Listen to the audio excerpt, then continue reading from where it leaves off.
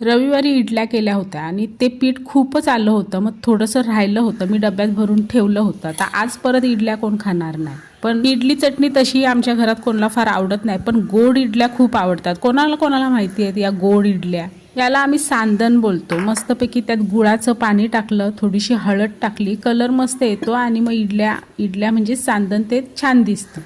पटापट भांड्याला तुपाऐवजी तेल लावलं, तेलाऐवजी तूप लावलं. आज बॅटर त्यात भरलं, इडल्या वाफवल्या, भांडी घासून धुवून पुसून झाली आणि मग मला लक्षात आलं व्हिडिओ तर काढलीच नाही.